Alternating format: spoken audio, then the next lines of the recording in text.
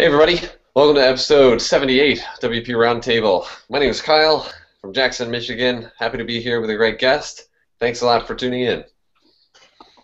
And I'm Mark. I'm in Milwaukee, Wisconsin. Go Packers.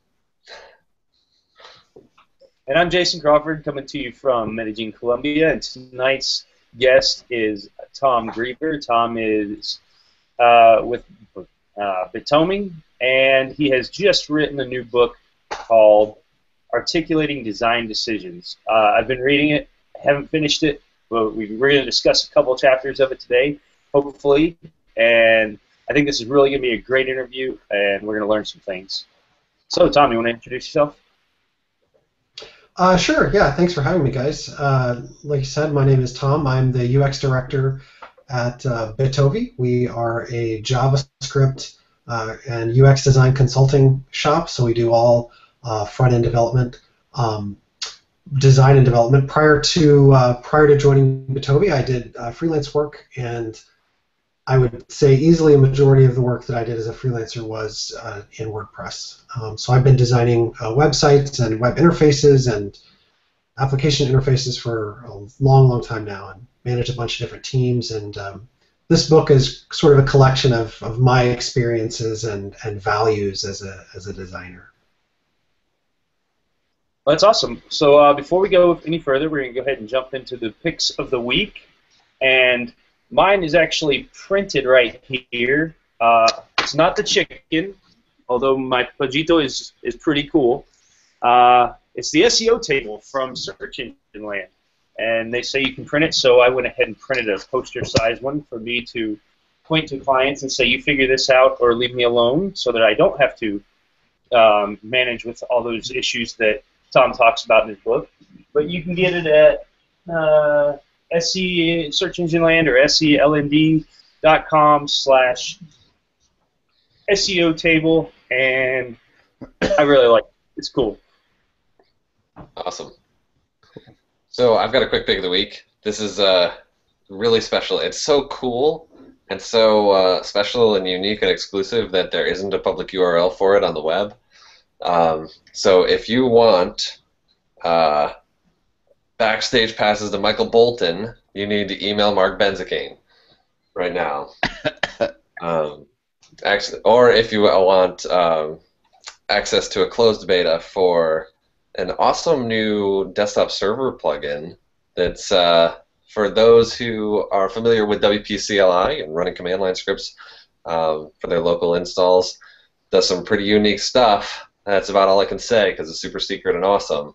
You need to email Marc at serverpress.com and get access to this closed beta for the plugin and start testing it out. So do it. Do it today. And I have a really cool pick because it's very special because Mr. Kyle Maurer is going to be speaking at this place. WordCamp US has announced all other speakers. Kyle will be one of them. So if you go there for no other reason than to see Kyle, it will have been worth it. So he says. Anyway, absolutely, WordCamp US now has all their speakers up and announced. So there's going to be like 2 bazillion people there. It's the largest WordPress WordCamp gathering ever, and it'll be in Philadelphia this year and next year, and looking forward to being there. That sounds awesome. Well, I had a pick of the week too, and so I'll share mine. Actually, just today we released a new product, a collection of JavaScript frameworks, a suite of JavaScript products that will help you build applications. We've been the main maintainers of open source JavaScript products for a long time. JavaScript MVC and CanJS have now morphed into a product called Done.js, which allows you to build really incredible, fast JavaScript applications. So not specific to WordPress, although they definitely could be used in WordPress plugin and theme development. So you can go to donejs.com to find out more. All right, so that's awesome. Are you ready to take on the gauntlet and We'll get the questions started. Yeah, man. Yeah, let's do it. All right, so starting off as a kid, where did you want to be? Where did you think you were going? What was life like? Well, I grew up in Texas, and I live in Illinois now, and I haven't lived in Texas for many years. But I think when I was really little, I probably wanted to be a werewolf. That was back in the days of like the Teen Wolf movie craze, and I would grow out my fingernails long on purpose and stand on my dresser and jump from furniture to furniture. But once I realized that that was not a realistic goal, I think I expected, honestly, to be a musician. And I played the guitar and wrote music, and I went to Belmont University for my undergrad work and studied music business there. And so for many, many years, I thought that I would be writing music and performing. But my career took a turn in college, and I haven't looked back. So. What kind of things were you doing with music professionally at the time, or like how far did you go with music in bands or producing or things like that? Yeah, mostly performing. In junior high and high school, I was always in some sort of theater production, or I was in all of choir and show choir and all of those things. Never in band. I did play the guitar though, and so I was in a number of sort of junior high school-y bands. And actually, my senior year, when I graduated from high school, right before I moved across the country to go to Belmont, I had a big concert with some of my best band friends, and we put on a big show and had a bunch of people come out, and it was probably the only big stage performance with flashing lights and screaming fans that I've ever had or will ever do. But it was a total blast. And even though I didn't become the musician that I thought I would, I'm glad I did that. It was a ton of fun.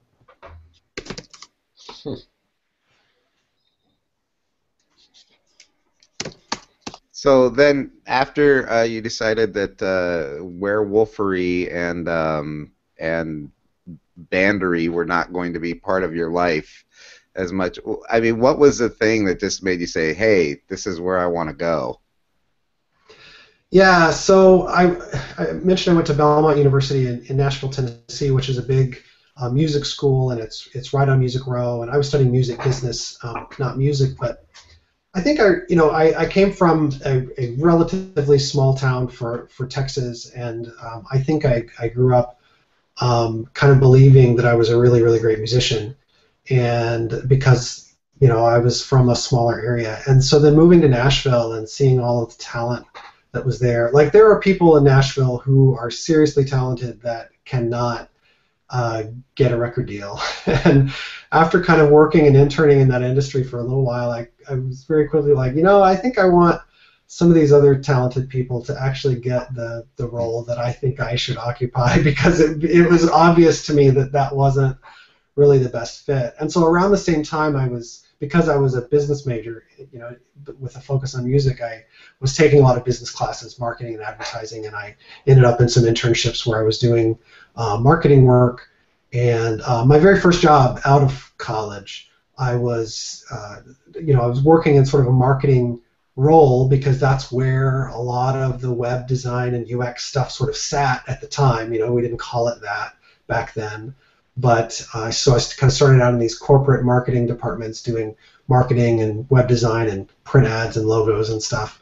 And one of my very first jobs was helping the company that I was working for port over an old green screen terminal-based application, something you would only see in the movies now, right? And we would sell this monster machine to our clients for thousands of dollars a month, to lease. And it was expensive and clunky and barely worked, and someone had this idea that we could put it on the web. And it was this groundbreaking thing for us that we would port this old application to the web. And so that was kind of my very first intro to designing not just websites, like brochure sites, but also interfaces that people could interact with and create stuff with. And I think I just have continued to go down that path and have been designing some sort of interface ever since then. So you said that you did, some print work and all that. How hard was it for you to make the transition from, print? They always talk about how you have like this absolute, you have absolute dimensions with print and all that, and then going from that to like this dynamic, do whatever you want, and we've seen that done poorly and very well on the web. How hard was that for you to make that kind of a transition? Well, I mean, in some ways, I was fortunate enough to grow up on the web in a time when people were still trying to apply print principles to the web, and so everything that we did was fixed with and laid out in tables with spacer GIFs, and it was horrible, but it worked, and it gave us the control that we wanted over the look and feel of the design. Everything was designed in Photoshop, and then we sliced the images into a million pieces and like made them work. And so I say I was fortunate because I got to kind of grow up in that era when we started to realize how bad this actually was and be a part of that transition in CSS and HTML as it changed over the years. And so my learning kind of evolved with the standards and kind of the industry at the time. So in that sense, I'd kind of been doing web design for a while by the time we figured out that even something like responsive and mobile first was a thing. So. I think it's so cool to look back on those times when we started, and maybe you could talk to us a little bit about like when you first were starting to design and think about maybe trends or maybe what was popular at the time. And so much that this is like the direction you're getting. We need you to design something that's like this. This is what the clients are looking for. It needs to be more of this or more of that. Especially the things that designers would totally not do today. Yeah, well, I think this is actually kind of an important point, and it's one that I kind of try to make in chapter 1 of the book, is that the reason that articulating design decisions is so important now is because of kind of this history and where we've come from and how web design has evolved over the years. So when I was first laying out stuff in tables with spacer GIFs, there wasn't an executive in the building that would care about what the website looked like, much less how it functioned or how it worked. And we kind of saw this transition where companies started to realize that this web thing was real and it was going to like be really profitable. And so when we moved from the web just being a platform to kind of promote your thing or to communicate a message to a place where the web became a place to like sell your product, and now we were actually doing transactions online. And at that point, the ability to talk about design and why we do things was elevated, but it was more about utility. It was more like, okay, well, we need to have an add to cart button. Do we have an add to cart button? Yeah, who cares what color it is? Just put the button there. And so that was kind of the first shift. And then the last one, more recently, is that companies have realized that good design is a competitive advantage. And so they started using the web as not just a way to communicate a message and sell products, but now to actually like be the product itself. And so now, all of a sudden, we've seen this transition where in the beginning, no one cared what the website looked like, or at least as long as it looked really good, that was the most important thing. To now, we have executives and product managers, and I mean, even like people in accounting are going to tell you how they think your web app or your website or whatever it is that you're building. They have opinions about how it looks and feels because they know what good products look like now, or they think they do, right? And they have an opinion about how they want to express that. And so that sort of story about how web design has evolved over the years is a really big part of why talking about design and explaining your design decisions has really become amplified in the last, I don't know, at least 10 years. Well, okay, so you kind of jumped a little forward. I was going to ask you specifically. Yeah. So that's fine. So you kind of talked about how the system has changed. Are there any particular design concepts that you thought were really great, back in the day, that now you look at yourself and you look at those old sites or those old design ideas and just shake your head and say, what was I thinking? Yeah, that's really hard to say, because I think anything that I would look back on and say, oh, that was, sort of a terrible way of doing it, trends come and go, and those things are going to come back. So whatever you hated from 15 years ago on the web, think there's probably going to be some of those things that emerge, again. But I mean, definitely the trend toward, flat design and away from skeuomorphism and that whole huge monster of a discussion is fascinating because people's mental models of like what an interface should look like or how I should be able to interact with it, they change, and they have for good reason. So back in the day, a tabbed interface on every website was like all the rage, right? And Amazon was like one of the first to do it, and it was mind-blowing. Prior to that, we all had like these vertical navs down the left-hand side of the page, right? Well, those basic patterns aren't going to go away. The way they manifest themselves, right, or the way we implement them might change somewhat. But all of those basic patterns for how we interact with a system, I think, are pretty timeless. It's just all the little details that probably change and morph over time more than anything. Yeah, so like we're going to continue to wear pants, but I'm personally waiting for the MC Hammer pants that I've got in my closet to come back into style. Right. And you don't have to wait for them to come back. You can be the trendsetter and post an article on Medium about why those are all the rage now, and that's how it works nowadays. Oh, excellent. It's too early in the program for mental images like that, Jason. I like that trend-setting thought, though. For it to be the trend, you simply have to just say, "This is a trend, people. This is the latest." You just throw them against the wall, and one of these days, one of them is going to stick, and then that'll be what you're known for is hammer pants. We won't call them hammer pants anymore. We'll call them Jason pants. Oh, nice. That's got a nice ring to it. I like Crawford pants better, but yeah. Whatever. So, what's a typical day like for you? What do you do at the office, and what do you do? Well, where do you work? I guess. Do you have an office, or you work from home? How's that work for you?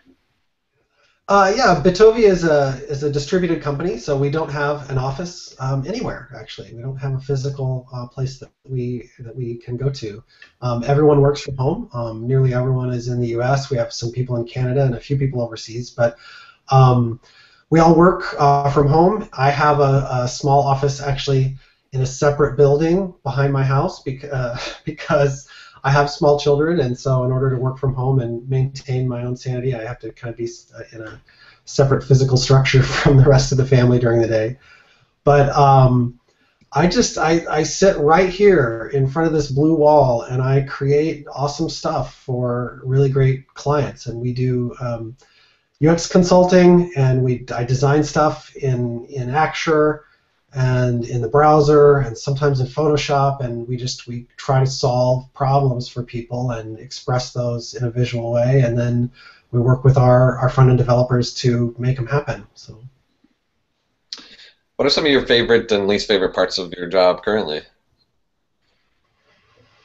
I think my favorite part is solving hard problems with design.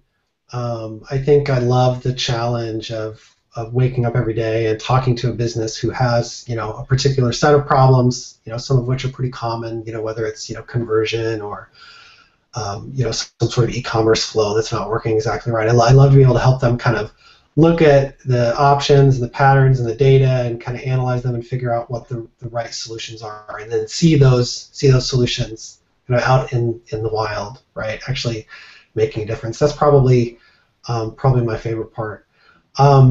Another one of my favorite parts is that I get to work from home and that I get to work remotely, and that I can, anytime I want, I can just like walk into my house and say hi to everybody and grab another cup of coffee and have lunch with my family, and that I'm right here. And so that flexibility is really great. Probably the downside to all of that, though, is that I work from home, right? And so I don't get to see everyone on my team all the time, and I love the people that I work with. And I love it when we do hangouts, because we do this all the time to talk, but it doesn't replace those times when we get together in person. And as a company, we get together at least 3 times a year, and sometimes we see each other when we're visiting clients as well. And so, take the good with the bad. I love being able to work from home, but I also love my team, and I love interacting with them in person. We want to kind of start diving into the book a little bit. Let's start off with who's the book written for? That's a good question. I think that the book, I wrote the book to designers, specifically like UX and UI types, because that's my world, and that's what I do on a regular basis is design and build websites and web applications.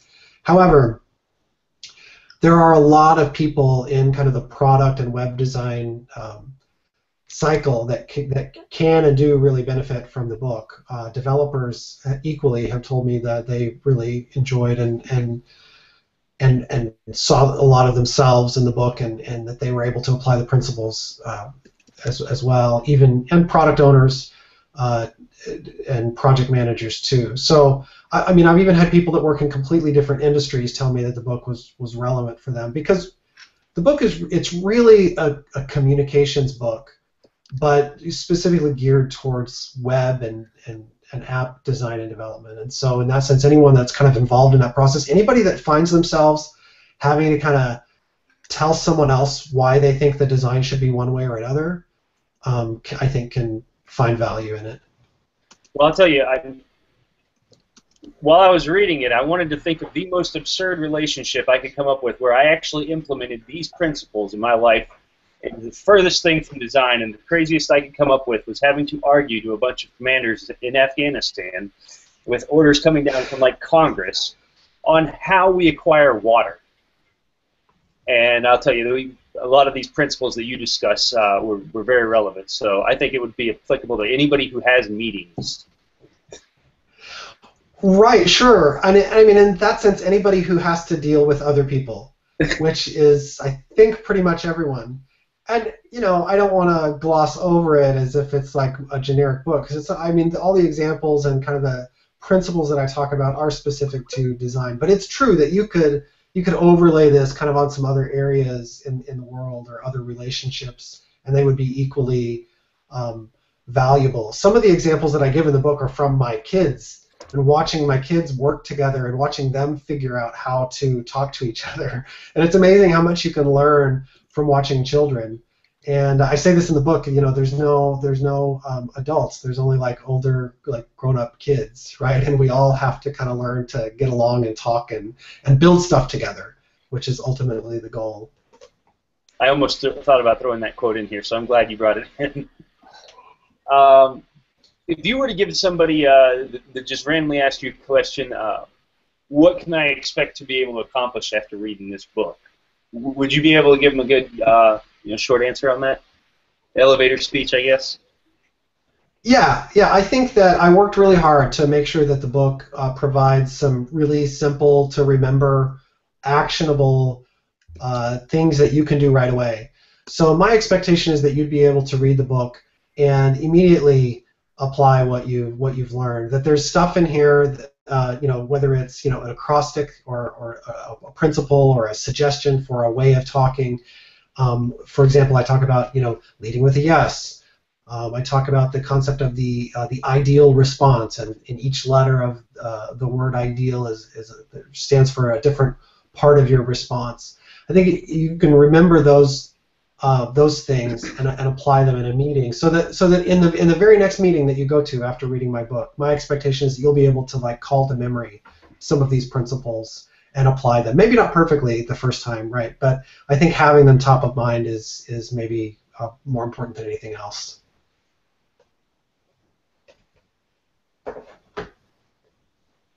So I was wondering if you could introduce us to cognitive load and how this applies to articulating design. Sure.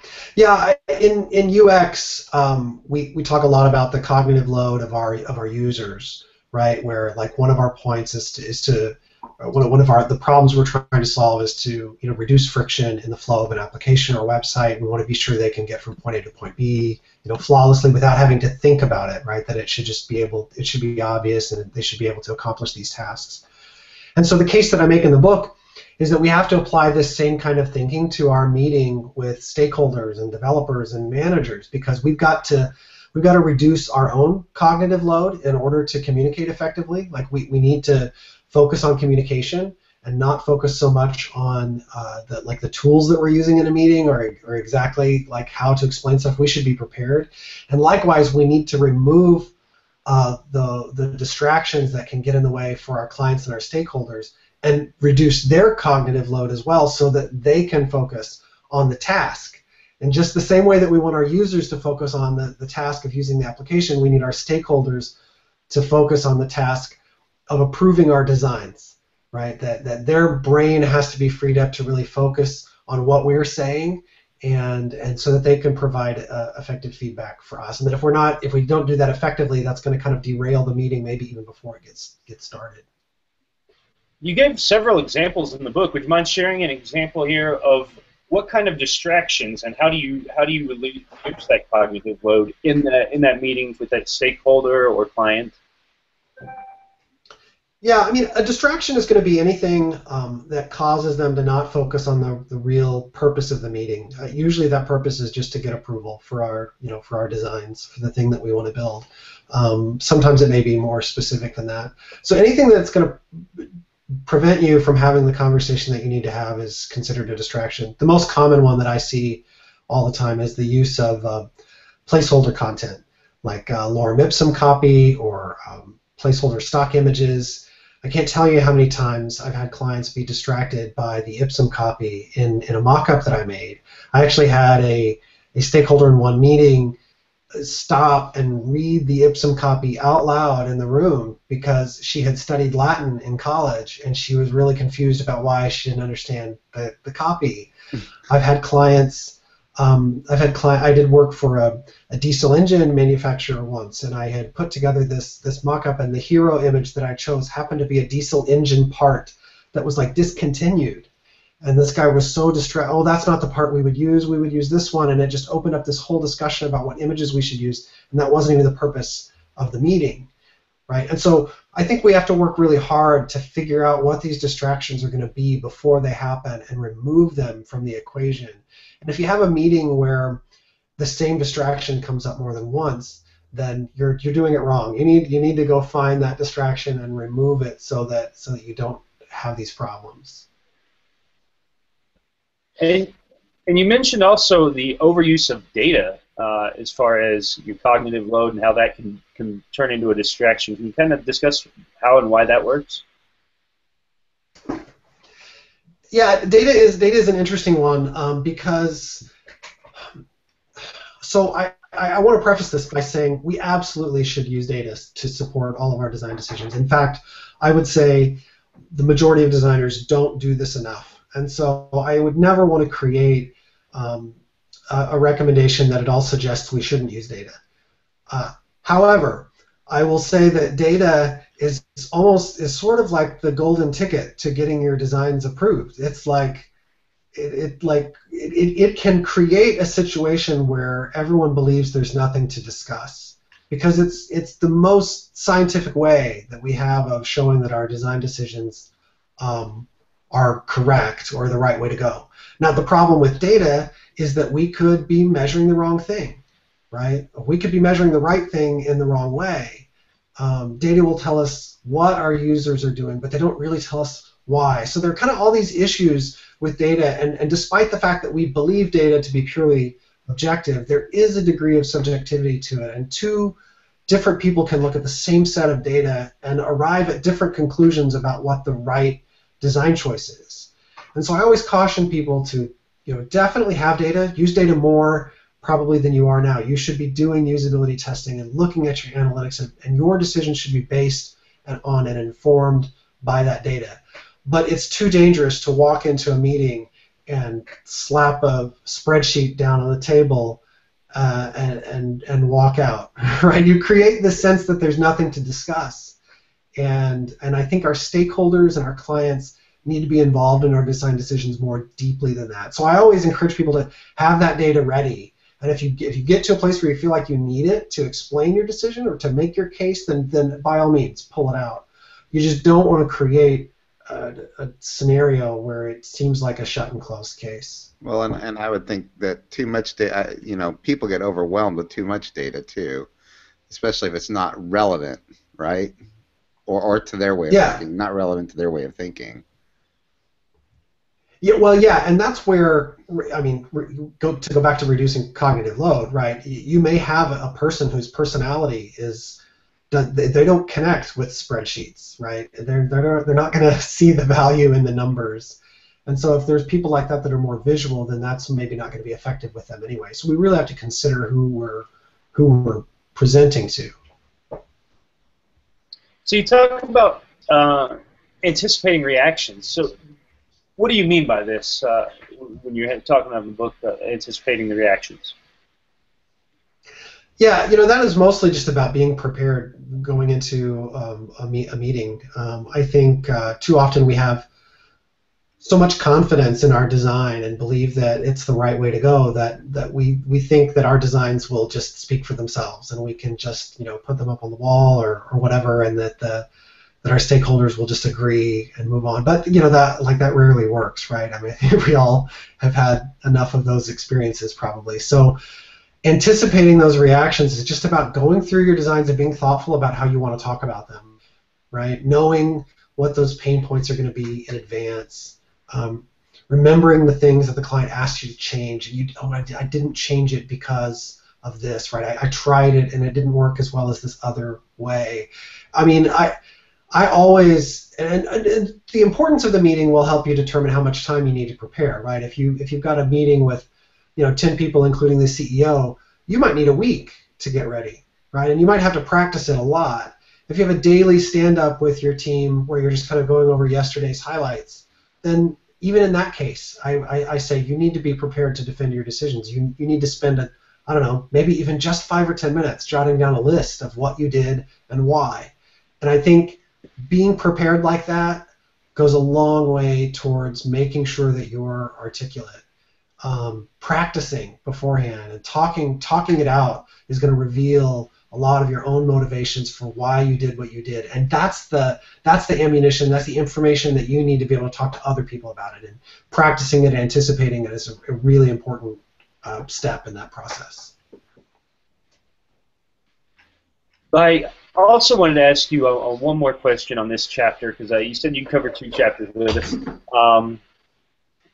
When you talked about creating a support network, you mentioned that kind of intentionally creating a support network might seem like a shady way of going about getting what you want done. And you bring out a good point about how it's about focusing on the objective and get that support network to help you stay focused on the objective. Can you kind of describe what you meant by that and what you were saying?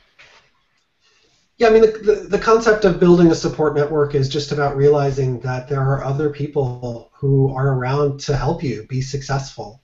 And one of the ways you can be successful is to get approval for your work and for your designs and move forward.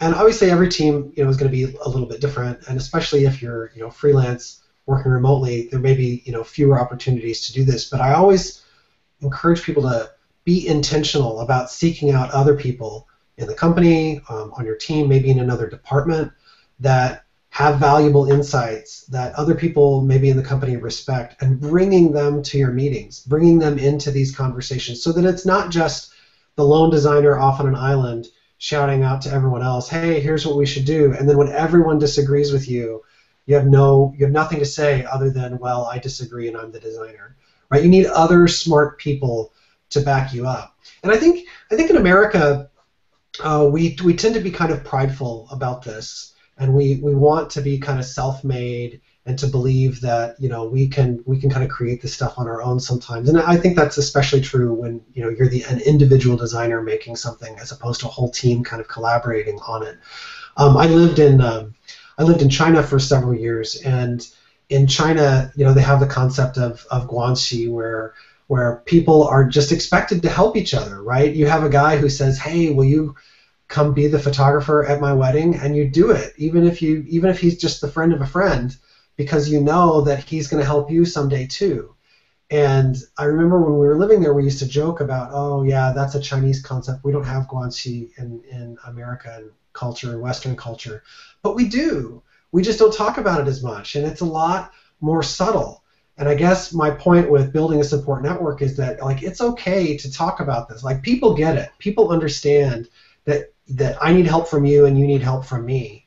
And if you'll come to my meeting and back me up on my decisions, I'll go to yours and I'll help you with that too. And I think the more that we can kind of realize that other people are involved in our success, that we're not on an island creating stuff and arguing with stakeholders who don't know anything about design, I think the better off we'll be. And the more successful we'll be at seeing our designs like actually come to life and make a difference.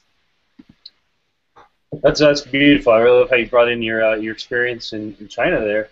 I want to fast forward just a little bit because we've only got about 20 minutes left, and we're already 40 minutes into it. I don't want to cover this one too much because it requires a lot of backstory, but the response strategy and tactics. At what point in your mind do we get to the actual response here? Well, you know, the response, by the time you get to responding to stakeholder feedback, you've already done a ton of work, right? And the actual response, kind of the words that we say, are probably, you know, only a small percentage of everything that's going on. Because leading up to that process, you know, we're listening, we're creating that support network, we're removing the distractions, kind of all the things that we've talked about so far. So by the time you get to the response, you should have a fairly well-formed idea about what the objections are, right, and about what you're up against, and who is supporting you and who's not, and how you need to address each individual person's needs. So in the book, I talk about having a strategy for, you know, responding to that, and several tactics, and then there's a list of like key messages, which are like some common ways that I describe my design decisions to other people that I seem to use over and over on other projects. But I think the point is that it's okay to approach these meetings as something that needs to kind of have a strategic approach to it, right? That we're not just showing up and just like talking out of our butts and like hoping that it works, right? But that we can actually be purposeful about like applying some real principles to the way that we talk about our design. That there is a kind of a little bit of a science to making a compelling argument. And so in the book I lay out, you know, what those tactics are, and I give a long list of messages that you can use, and then ending in the formula for the ideal response, that if you kind of put all of these different things together, it forms what is ultimately the kind of the best way of responding to design feedback. Yeah, and I thought you had some really great points in there. One of which might have been the nobler motives. So I think we're all familiar with this refer to nobler motives concept, you know, pass it on to that important thing. What would you say in the design world are those nobler motives? How do we relate those specifically to the design world? I mean, most commonly the nobler motive is some sort of business objective or business goal. A lot of times, especially when it comes to UX, there's, you know, some metric we're trying to improve. You know, we need to increase conversion or sign-ups, or trying to improve click-throughs. You know, whatever those kind of goals are that we're chasing after. Depending on the kind of, you know, websites and projects you work on, it could be more of an aesthetic. It could be more of a communications goal, right? We're creating a brochure website for a mom and pop. You're probably going to have, you know, less defined, you know, business goals for that small business, but you still have these nobler motives of the family-run business wanting to have a, you know, a brand or communicate a message about who they are and what they do in their community, right? So anyway, my point is picking out those nobler motives, figuring out what they are, even if they aren't explicitly stated, and holding them up and reminding people that this is the thing we're trying to achieve together. It can do a couple of things. One, it can help you stay focused. So if you are holding up this nobler motive and saying, hey, we're trying to improve conversion on this e-commerce website, and bickering about the style of the filter menu is actually not going to affect that goal. So you know, even though we may not agree on what that filter menu looks like, we can move on to something else and focus only on the goal. So that's one way that the nobler motive helps you. The other thing that it does is that it can remind everyone that we're all on the same team, headed in the same direction, because I think sometimes the problems that we're trying to solve, we forget that we're all going in that same direction. And anytime you can say, I made this design decision because I'm trying to get us over here. You raise that flag and say, come on, team, this is the way we're headed. Anytime you can do that, you create a much tighter sense of community and team with people that maybe aren't on your direct team, right? And so you want to foster that sense of community and team with your stakeholders too.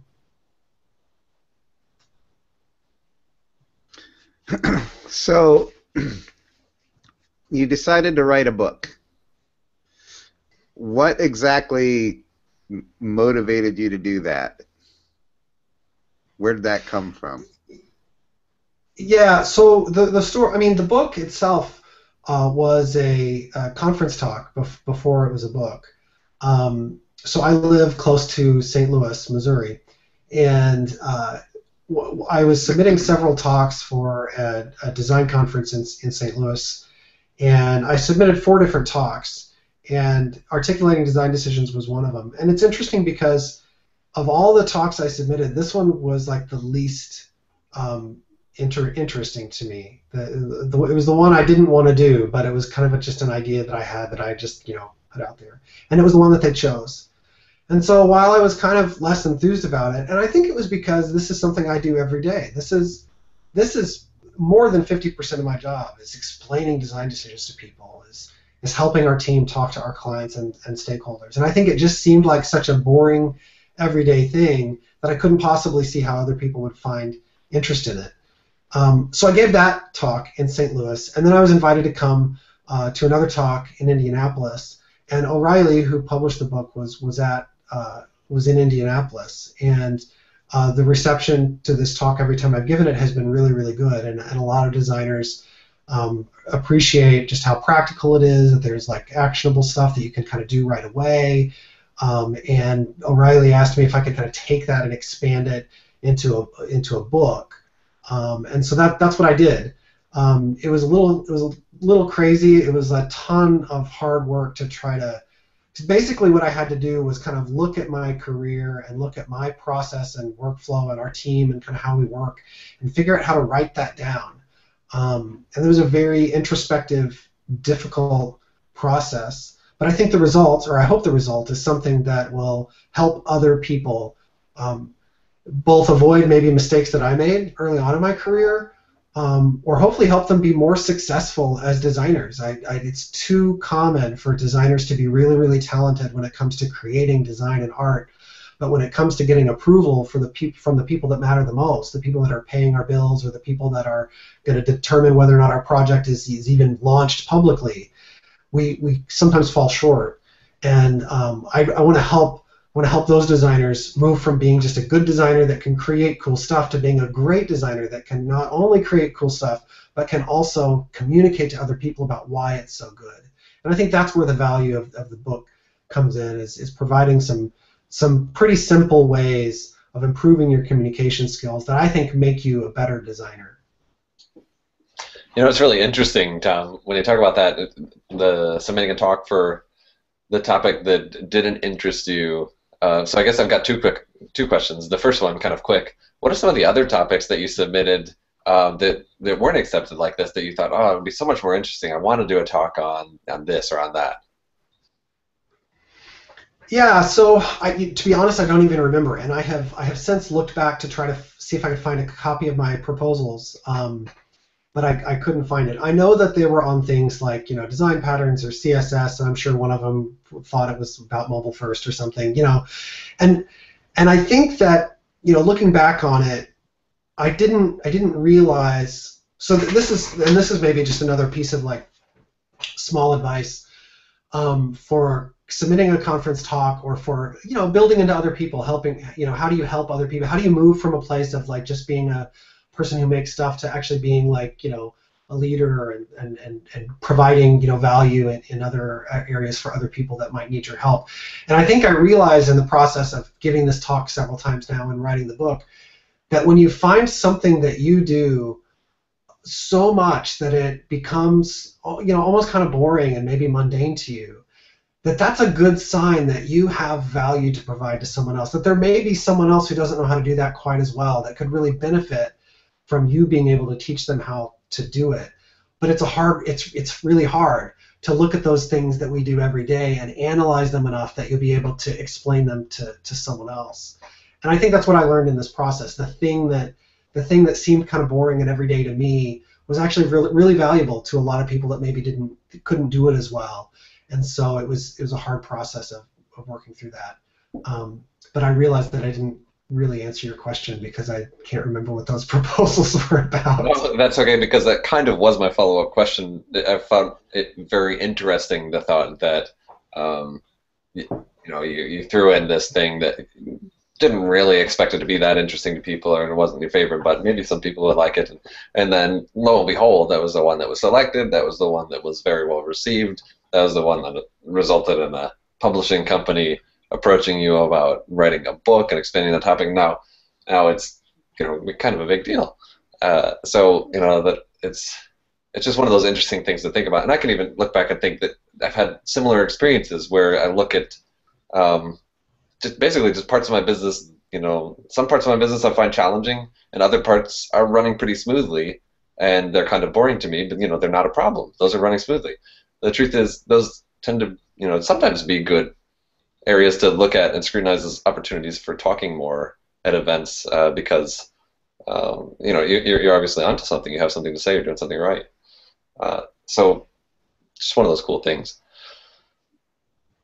Yeah. So I feel like it's an opportunity for me to sort of give back. And I shared some of the stories, good and bad, in the book. Stuff that went wrong and miscommunications that happened, people that I pissed off. That even if I could figure out how to contact them today, might not might not want to talk to me because I made so many mistakes in this area.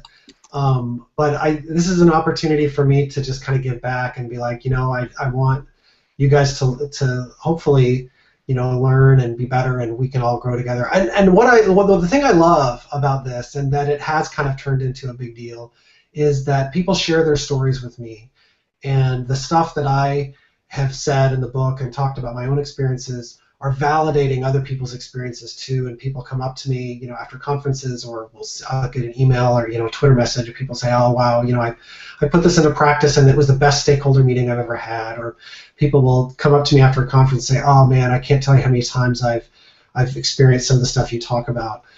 It's important that we realize all of the, it's important to know that you're not alone, that you're not on an island, that there are other people going through the same kind of struggles in design and web development that you are. And I love that I get to share these stories with you all, and that then I get to hear them back too, because it helps me to hear everyone else's stories, and to hear people will give me other pieces of principles or a tactic they use that might be slightly different than what's in the book. I love that. I love that there's more opportunity for us to help each other be better at this specific skill. So you mentioned stories. I wonder if you might indulge us a little bit and share some stories with us. It's one of the questions we always like to ask people, especially people who've been in the client game for a while. What are some examples of projects that have gone wrong? And in your case, maybe you've probably got a lot of good examples, but maybe what are one or two stories that were very formative for you that helped you, understand, this is, I got to change this? Yeah. Well, one of the stories from my own experience, I mentioned at the beginning that we were redesigning this terminal application and putting it on the web for the first time. And one of the funny things that happened during that process was, I had another designer that I was working with who had a lot more experience than I did. Of course, I was straight out of college, and I had this nice big monitor, because I was a designer and I needed lots of space to do all my graphic designy stuff, and I felt like we needed to design the application for a bigger screen, and I was even going down from my own. I don't remember the exact sizes, but I'm pretty sure it was like I wanted to design this app to fit on like a 1024 by 768 pixel screen, right? Because those are the kinds of decisions we had to make back then. and he was like, "Oh well, I don't know. We should maybe go. Not all of our customers would have that large of a screen." But there was this arrogance in me as a designer that was like, "No, if they don't have a big screen, they don't deserve to use our application." And I think I may have actually said that, and I was joking, of course, but there was maybe more truth to that than I would care to admit. But I'll never forget that once the application was actually launched to the public and sent out, and we were glad that it was done. And by the way, we didn't do usability testing. We didn't talk to users. We didn't really even change this green screen app very much. We just kind of turned it into a form. That's all we did. We just kind of took it field for field and made an input for every one of the things. Other than that, it just wasn't green. But anyway, I'll never forget, on a follow-up call not long after the launch, one of the sales reps who was out in the field and selling the system and talking to customers, saying to us, "Oh, it's all really great. Everyone loves it. It's so much better. They love that they can just get on the internet and on their own computer and do this. It's really been a pain for them to have to scroll sideways, but other than that, it's totally fine." And I remember being like, "Wait, what? Scrolling sideways?" I mean, he was essentially describing the problem that I created by designing this fixed width website to be too large. And it turns out like almost all of our customers had smaller screens than that. And every single person had to like scroll horizontally to be able to see all of the fields as they entered them. And that was one of the first applications I ever built, and it's always left an impression on me that I didn't care enough to actually like talk to people about like who would be using this application. Well, that's I mean, that touches the point right there, and I think you mentioned kind of being the advocate for your user in the book, instead of not just watching how they use the application, but actually trying to put yourself in their shoes and be the advocate. And I think that's a great example right there of that. Yeah, that's right. Like we have to bring that to the table too. It's not enough to just watch users and allow that to inform our decisions. We actually have to bring that information to our stakeholders, because we may be the only window that they have into the lives and needs of our users. Well, we are running down time real quick here for an hour. Real quick, would you mind covering what it was like working with O'Reilly Publishing and how the whole book process went? Yeah, O'Reilly is a fantastic company to work with, and I've talked to several other authors who worked with different publishing companies, and I don't know if their experiences were nearly as positive as mine was, but I absolutely loved working with them. They were very generous in allowing me to create both the book and the video series. So there's actually a video training series that you can purchase and download or stream online, and there's one like 15 or 20 minute video per chapter in the book. So it's actually really good for teams that want to read the book and then have a discussion. You can kind of watch this 15-20 minute video and then discuss it. But I think what I loved about O'Reilly was probably the autonomy that they gave me to kind of do my own thing. They were always there to help me with it as I needed it, but the book really is my own product. It's my own words and it's my own ideas, and they didn't interfere a whole lot in wanting to shape that. They wanted it to be something that was owned entirely by me. They did not let me choose the animal for the cover, and if you haven't seen it yet, it's actually, people think it's a parrot. It's actually a rose-ringed parakeet, but either way, I'm fine whether you think it's a parrot or a parakeet. But I like to tell people that when it came time to choose the animal, O'Reilly gave me the bird.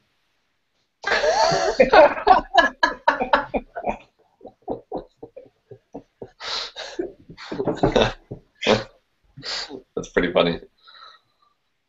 So as Jason said, we're kind of coming down to the wire here with just a couple of wrap-up questions we're curious about. If people wanted to bump into you in person, what sort of things are on your calendar to be attending in the future, the next 6 months to a year? Events, conferences, local meetups in your area, anything you'll be traveling to? Sure. Yeah, so I just finished up a bunch of stuff in the summer and the fall, so unfortunately there's not nearly as much going on right now. In fact, I just got back from Amsterdam this past week, and so things are starting to slow down as winter comes up. But I am planning on being in Chicago and speaking at the UX Book Club in Chicago the first week of December. And so if you're in Chicago and you join the UX Book Club meetup, they'll be announcing that soon. And then it looks like there's a couple of groups in Grand Rapids that are interested in having me come out sometime at the beginning of the year. And then there seems to be there was a book club recently in Seattle that kind of did the same thing, and a couple of different groups there that I may end up going and visiting. So all that to say, I actually don't have anything firm on the calendar right now, but I do live in the St. Louis area, and I'm in Chicago. I accept plane tickets and invitations, and so if anyone is interested in having me come talk to their group or their company, Bitovi does private corporate training as well. And so if it's something that if you work at a larger company that needs UX training, that's also an option. But Twitter is a great place.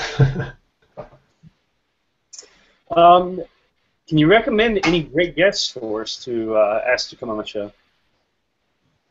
Any great guests? Well, I'll tell you what. A couple of different O'Reilly authors that I've had the privilege of working with these last several months as I work on my own book. Jamie Levy, who wrote UX Strategy, really just an excellent book for working with the business to come up with an approach for creating your products, and I think it's something that nearly everyone would find value in. And the other one is sort of a companion, maybe even like a brother-sister book to my book.